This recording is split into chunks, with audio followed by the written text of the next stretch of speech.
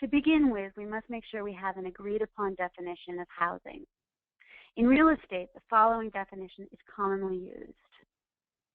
A dwelling that includes any building or part of a building designed for occupancy as a residence by one or more families. This includes single-family house, a condominium, a cooperative, and manufactured housing.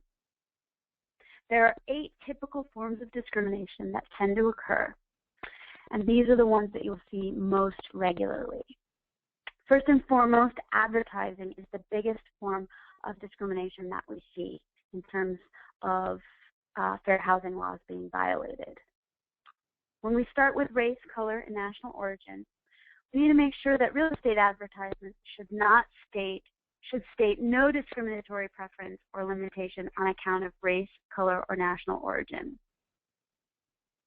So the use of words describing the housing, the current or potential residents, the neighbors, or the neighborhood in racial or ethnic terms will create liability. When we look at religion, we can't say anything such as no Jews, Christian home. Advertisements should not contain an explicit preference, limitation, or discrimination on account of religion. In the same way that we just described for race, color, and national origin, that holds true as well for religion. It gets a little murky when advertisements use the name of an entity that contains a religious reference. For example, Roselawn Catholic Home, or an advertisement that contains a religious symbol, such as a cross, standing alone. This can indicate religious preference and can be a challenge. But the use of secularized terms or symbols relating to religious holidays, such as Santa Claus, Easter Bunny, or St. Valentine's Day images, or phrases such as Merry Christmas, Happy Easter, or the like, does not constitute a violation. Sex. Advertisements for single-family dwellings or separate units in a multifamily dwelling should contain no explicit preference, limitation, or discrimination based on sex. But keep in mind, the use of a term like master bedroom does not constitute a violation of either sex discrimination or the race discrimination provisions. Terms such as mother-in-law suite or bachelor apartment are commonly used as physical description of the type of housing and does not violate the Act. Persons with disabilities.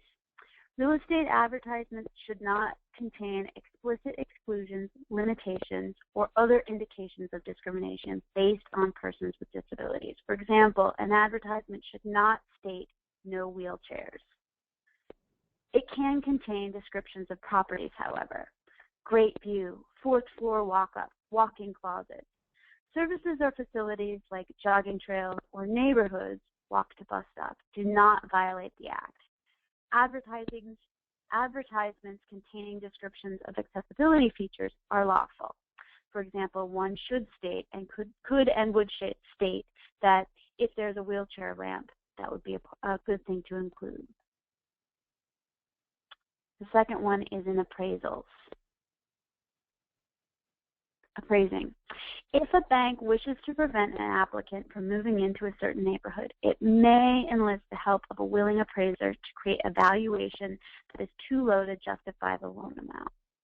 This is much more challenging today, but still a possibility.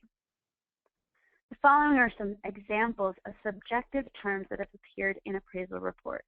They are typical of the sorts of elements or comments that may be euphemisms for discriminatory observations. So appraisal should really be about the property and not about people or things that can be removed.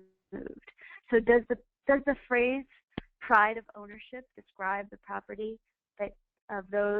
describe the property or those who live in it?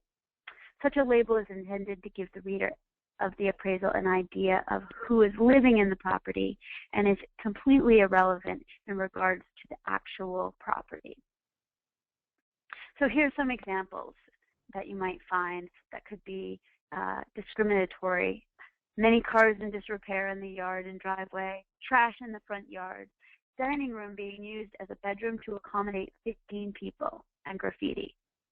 Dining rooms can always be restored.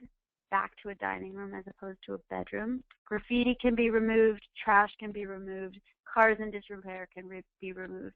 They all have nothing to do with the physical structure of the property and of the building. Then we come to blockbusting. This is a practice where real estate agents would go into a neighborhood.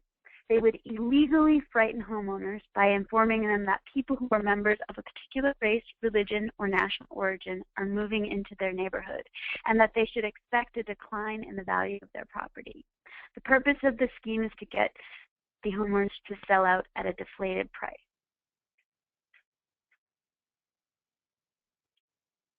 Number 4, denial of loan or denial of application approval. Someone is denied credit or renting based on skin color, race, ethnicity, gender, familial status, or religion. This would be a violation of the Fair Housing Act. Even though they meet every other criteria for obtaining the home or the loan, when they are looking at protected classes, that's a discrimination.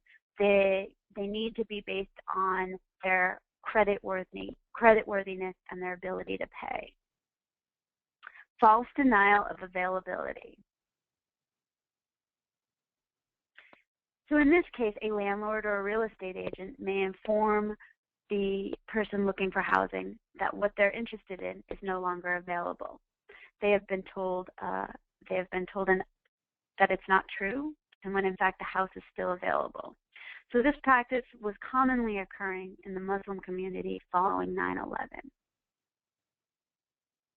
Number 6, intent and effect. There are two different things, however, they can often be seen as interrelated. Often the intent of somebody selling or renting property is not to discriminate against anyone, but by action on their part, such as advertising that what was meant to be harmless can be read as discriminatory. When this occurs, these actions are considered discriminatory, even in the case of innocent intent, and are actionable by HUD because they are in fact breaking fair housing laws. Redlining.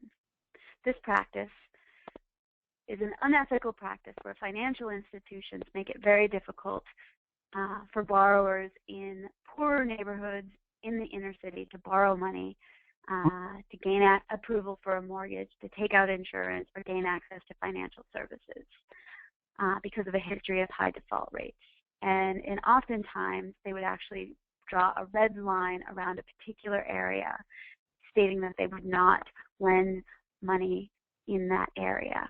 And this made it very difficult for someone to actually buy a home and live in the area where they wanted to. Steering. 4 common practices of steering that you may find your clients experiencing. First, discouraging you from renting a building. Rather than saying we do not rent to Black people or no families allowed, some landlords claim to have non-discriminatory policies. However, they continue to discourage people to consider that apartment. They encourage them to look somewhere else. If a landlord or a broker makes an argument for why you shouldn't consider a building when everything about it seems fine to you, you should be suspicious that they're trying to steer you away from the building for discriminatory reasons. Discouraging you from renting by exaggerating drawbacks or failing to inform you about desirable features.